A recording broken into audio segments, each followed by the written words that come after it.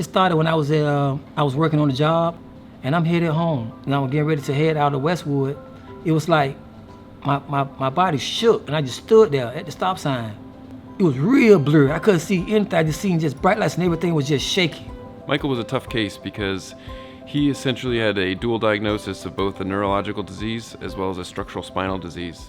Because now I lost all my extremities. I don't have my legs, I don't have my hands, I can't grab, I can't pull, I can't snatch, I can't lift, nothing. Everything is gone.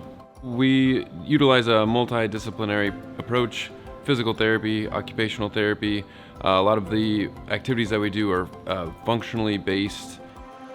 When I was able to talk, my fiance come in the room, she was there, she woke up, and I called her to me. I say, "Belle, I got something I gotta ask you." She said, "What?" I say, "Will you marry me?" And she said, "Yes." Dr. O'Neill, come in the room. I proposed, Doc. I proposed to her. She said, "Yes." Out of 20 years, we've been together 20 years, within 24 hours, Doc had me a full-blown wedding in the hospital. Doc come in, put me on the stairs steady. Doc rolled me into the wedding. Only thing I see was rose petals all over the floor. The staff is just in tears, crying. It was a joyful day. Oh my goodness, it was so messed up. They married us in there. It was so epic. It was so nice. I now pronounce you husband and wife. Michael, you may kiss the bride.